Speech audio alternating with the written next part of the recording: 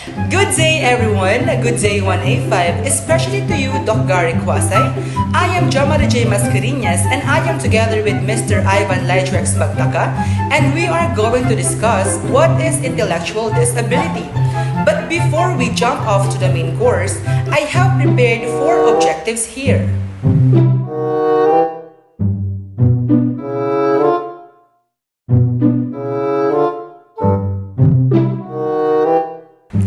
Once again, good day everyone. As I have said earlier, we're going to discuss what is intellectual disability. Intellectual disability, also known as mental retardation, is a condition characterized by significant limitations in intellectual functioning and adaptive behavior. But before anything else, what is intellectual functioning? Intellectual functioning refers to the ability to reason, learn, and solve problems, while adaptive behavior relates to the ability to navigate the day-to-day demands of life. So basically saying, intellectual functioning refers on how our cognition works, kung papaano tayo nag-iisip, kung papaano tayo nag-a-absorb ng learning, and it also includes how we decide in our daily lives. But according to this slide, intellectual disability is characterized by significant limitations in our intellectual functioning, meaning it has a problem. Nagkakaroon ng problema at limitasyon ang isang tao when it comes on how they think and how they acquire knowledge when they experience intellectual disability. People with intellectual disabilities may have difficulty with communication, memory, problem solving, social interactions, and completing everyday tasks. The severity of intellectual disability can vary, ranging from mild to severe. But the question here is that how can we identify or categorize if intellectual disability is in mild or severe? So according to the research that I have read, one of the ways to identify if intellectual disability is in severe or mild stage is by testing the IQ or intelligence quotient. They said that individuals with an IQ score between 50 to 70 are considered to have mild intellectual disability, and those who got scores below 50% are considered to have a severe ID or intellectual disability. And according to the World Health Organization, approximately 1 to 3% of the global population has an intellectual disability. This translates approximately to 75 to 243 million people worldwide. Let us now proceed to the symptoms of intellectual disability. Let us now proceed to the symptoms of intellectual disability. The symptoms of intellectual disability includes: first, we have difficulty in learning and retaining new information. So the person with intellectual disability is having a difficulty in learning new things and grasping concepts. Nagkakaroon sila ng struggle sa pagsusulat, pagbabasa, and having a trouble understanding abstract ideas. Second, we have delayed language development. Ayan, so a person with intellectual disability usually experience a delay in their milestone.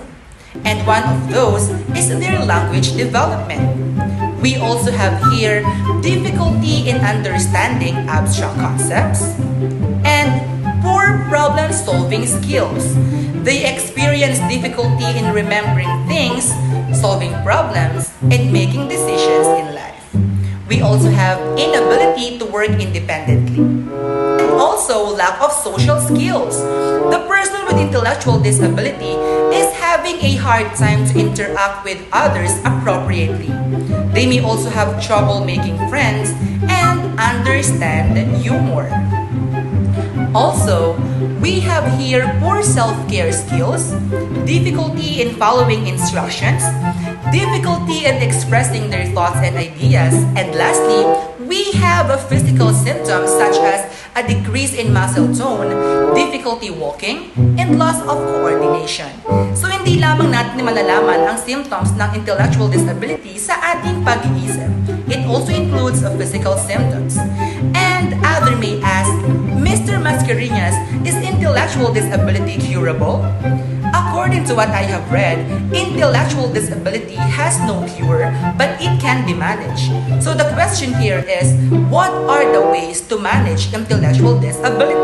Ayan! So intellectual disability can be managed by providing specialized educational support and therapies, providing vocational training to facilitate independent living, developing social skills through socialization activities, providing sensory integration therapy to address physical symptoms, providing behavioral therapies to modify resulting behavior issues, early detection and intervention when possible, providing medication if appropriate to manage symptoms, providing support groups for individuals and caregivers, encouraging the person's natural abilities and strengths, and lastly, helping the individual achieve a meaningful and fulfilling life. So ayan, nandito naman ako upang i-discuss ang mga types ng intellectual disabilities. Simulan natin ito sa pinakamadaming case ng types of intellectual disabilities ng Down syndrome. So ano nga ba ang Down syndrome? Ito yung pagkakaroon ng extra chromosome na tinatawag na extra chromosome 21 na nakaka-apekto sa pagde-develop ng mental features at physical features ng isang bata. Karaniwan sa may mga Down syndrome, meron silang mga heart defects, vision problems, at nahihirapan sila sa pag-iisip. Sa physical features naman nila, meron silang almond-shaped eyes, short neck, may maliit na tenga, may mga kamay at pang maliit. So, yon mga hindi normal na size ng mga parte ng katawan nila. Yan yung mga meron ng mga bata o taong may Down syndrome. Sunod naman ay Fragile X syndrome. Ito naman ay changes in gene called Fragile X messenger ribonucleoprotein 1 o FMR1. FMR1 ay responsible sa paggawa ng protein na tinatawag na FMRP. Ang may mga taong may Fragile X syndrome ay walang kakayahang lumikha o gumawa ng ganung protein, kaya meron nahihirapan sila sa kanilang pag-iisip din at sa mga nagkakaroon din sila ng physical challenges. Karaniwan sa may Fragile X syndrome ay may learning disabilities, low IQ, problems with math, language processing, at delayed development sa mga non-verbal communication katulad ng gestures. Sunod naman ay fetal alcohol syndrome. Ito naman ay isang congenital syndrome na kung saan ay may excess consumption ng alcohol ang nanay sa pregnancy stage. Kaya naman ito ay nakaka-epekto sa bata dahil excess na yung hindi tama pala na magkaroon ng intake of alcohol ang isang ina kapag ito ay nagbubuntis. Kaya naman ito nakaka-epekto din sa physical features ng bata, ganoon din sa mental features ng bata. Karaniwang may fetal alcohol syndrome ay mababang body weight, poor coordination, hyperactive behavior, difficulty with attention, learning disabilities at speech and language delays.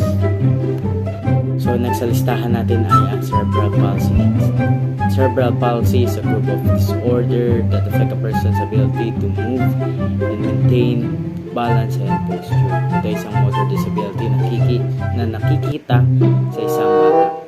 So ano nga ba ang meaning ng cerebral? Cerebral means having to do with the brain, at ang palsy naman ay weakness or problems with using the muscle. Karaniwan sa mga batang may cerebral palsy ay pagkakaroon ng mahinang kamay at binti, clumsy movements, muscle spasms, shaking hands, seeming too stiff or too flappy o tinatawag na hypotonia.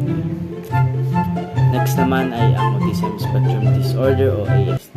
Ito naman ay isang developmental disability caused by differences in the brain. Karaniwan sa mga ASD ay may problems with social communication and interaction and restricted or repetitive behavior or interest.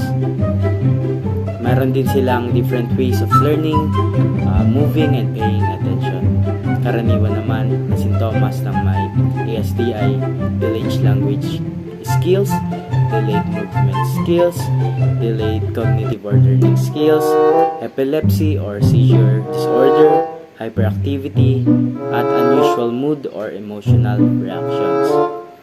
Next naman ay ang Williams syndrome na isang rare genetic disorder na cause ng deletion of genetic material or chromosome 7. Karaniwan naman sa may Williams syndrome ay may distinctive facial features, mga hindi pangkaraniwan na makikita sa mukha, tabang ilong, maliit na mata, sobrang laking tenga, sobrang liit na bibig, ganun. Meron din silang mild intellectual disability, hirap sa pag-iisip, hirap sa pagpaprocess ng mga ideas, hirap sa pagsusolve ng math, at meron silang overly sociable personality. Yan, so next ay ang Angelman syndrome. Ang Angelman syndrome ay isang congenital disorder na kung saan ito ay isang pagkukulang sa chromosome 15 na nanggaling sa nanay. Ang chromosome 15 ay hindi present sa brain ng bata, kaya ito ay nagresulta sa abnormalities. Ayun, ang Angelman disorder ay sila yung karaniwang mga taong may intellectual disability na palagi nakangiti at tumatawa. At lastly ay ang Rett syndrome. Ano nga bang Rett syndrome?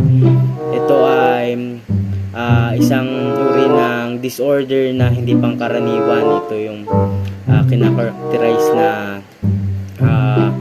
paulit-ulit na hand movements. Ang Rett syndrome ay karaniwang makikita sa mga coordination movements, lalong-lalo na sa kamay. Ayun, karaniwan ding characteristics ng Rett syndrome ay may low muscle tone o hypotonia, hindi kayang igalaw ng maayos ang mga kamay, paa, at late in development ng mga buto, late yung paglakad. Ayun. Now, let us move on to the personalities or famous personalities who are experiencing intellectual disability. First, we have Temple Grandin. Temple Grandin is a well-known animal behavior expert who also has autism. She has contributed to major improvements in livestock handling facilities and has given numerous presentations on autism awareness and advocacy. Second, we have David Bryan. David Bryan is best known as the founder of the band Talking Heads. He has been open about his diagnosis of Asperger's syndrome, which he believes has contributed to his unique musical style and creativity. We also have Heather Kuzmich. So who is Heather Kuzmich? She was a contestant on a reality TV show, America's Next Top Model, who has Asperger's syndrome. And what is Asperger's syndrome? It is one of the types of intellectual disability, and it is the former name of a developmental disability that affects how people behave, see, and understand the world and interact with others. She has used her platform to raise awareness about autism and promote acceptance and understanding. We also have Michael Burry. Michael Burry is a hedge fund manager who was portrayed by Christian Bale in the movie The Big Short. He also has Asperger's syndrome and has said that his ability to focus and think differently has played a key role in his successful investment strategies. Lastly, we have Chris Berg. Chris Berg is an actor and advocate who has Down syndrome.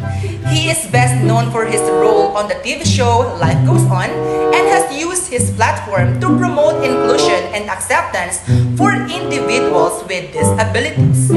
And And the question is, how they cope up. So pare-pares lang naman yung naging ways nila sa kung paano sila nag-cope up at kung paano sila nag-strive sa kanilang field na pinili.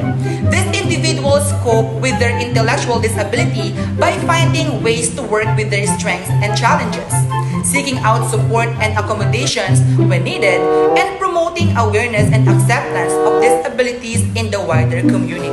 So ibig sabihin, no, hindi naging hadlang yung kanilang disability sa paano sila naging successful sa field nila. So what are the main causes of intellectual disabilities? Nandiyan na yung genetic factors. Sometimes intellectual disabilities are caused by abnormal genes na nanggagaling sa magulang at hindi tugma yung kanilang genes kaya nagkakaroon ng abnormalities sa kanilang anak. Sunod ay ang environmental factors. May mga factors tayo na hindi natin nalalaman na nakakaapekto na pala sa pagbubuntis ng isang magulang. At mga problems during birth, yung mga alcohol intake, ayun, kaya nagkakaroon ng epekto sa kanilang mga anak. At yung mga unknown causes, ayun yung mga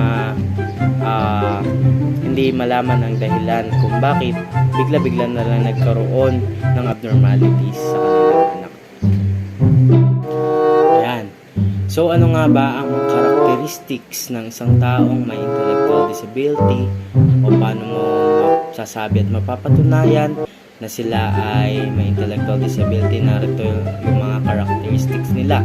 Una, difficulty with learning, understanding, and processing information. Karaniwan sa mga may intellectual disability ay nahihirapan sa pagtuto, mabagal development, mahirap umintindi at hindi masyadong makapag-process ng information sa kanilang isip. Kailangan mong paulit-ulitin na madaming beses. Ayon, sunod, delayed language development or difficulty with communication. Ang mga taong may intellectual disability, nahihirapan sila sa pagsasalita or nag-uulit-ulit yung kanilang mga salita. Hindi sila makapagbigkas ng dire-diretso na mga words dahil nga hindi nila ma-process yung kanilang sasabihin. Next ay poor memory and recall abilities. Makakalimutin sila at hindi nila kayang isipin at i-recall yung mga bagay na nangyari na kahapon, gano'n na sa mga normal na tao na walang intellectual disability ay kayang-kayang i-recall at matalas yung memorya. Next ay difficulty with problem solving and decision making. Ayon, napapansin natin sa mga may intellectual disability, kaya tinututukan sila ng kanilang magulang or yung mga kanilang doctors kasi nga nahihirapan sila sa pagdidesisyon, kailangan nila ng gabay. Ayon, at nahihirapan din sila mag-process ng mga problem solving, mga numerical solving, gano'n. So next naman ay adaptive functioning deficits and difficulty with activities of daily living. Ano nga ba ibig sabihin nito? Ibig sabihin nito ay hindi nila maagawa ng maayos yung mga karaniwang bagay na ginagawa ng mga taong walang intellectual disability, katulad ng pagkain, pagpo-phone, paglalakad, ganun. Ang mga taong may intellectual disability, hindi nila ito magawa ng maayos. Next ay poor social skills and difficulty understanding social issues and norms. Ito, nahihirapan naman sila makapag-socialize dahil nga hinahadlangan ng kanilang intellectual disability ang pagkikipag-communicate nila ng maayos. Kaya ang mga taong may intellectual disability ay palaging mapag-isa at parang may sariling mundo. Next ay emotional and behavioral issues such as impulsivity, anxiety, and aggression.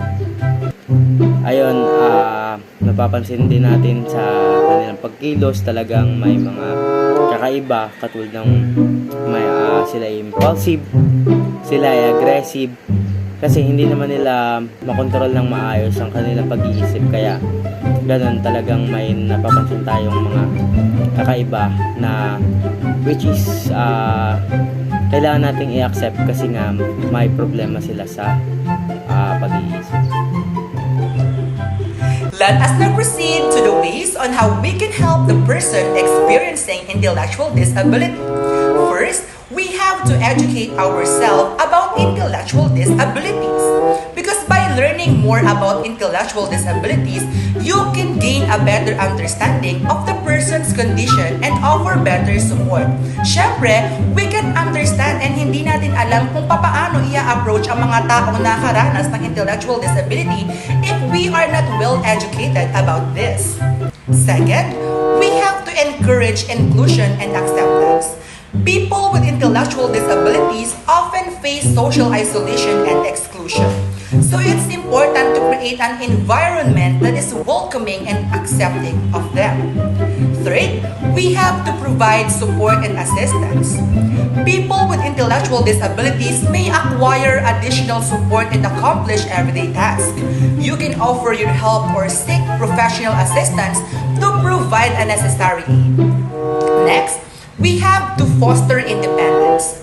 Encourage the person to develop skills that will help them to become more self-sufficient and independent.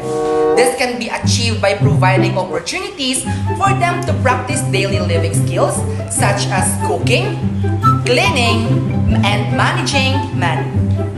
Next, we have to promote physical activity and healthy diet. Encourage regular exercise and healthy eating habits to improve overall health and well-being. Next, we have to advocate for their rights. Help the person with intellectual disabilities exercise their rights such as access to education, employment, and healthcare. So, ibig sabihin, kahit na meron silang disability, meron pa rin silang karapatan na alamin ang kanilang mga karapatan at isa na dito ay ang pagkakaroon ng edukasyon at magandang kalusugan. We also have here be patient and understanding. People with disabilities may require more time and patience to process information and communicate. Being understanding and patient can help build a stronger connection with them. And lastly, we have to support their interests and hobbies. Encourage and support their involvement in activities that interest them. This can help them to build a sense of accomplishment, confidence, and social skills. And that is our report about intellectual disability. I hope you learned something. Once again, I am Jomar J. Mascareñas together with Mr. Ivan Leonard Spantaka. Thank you!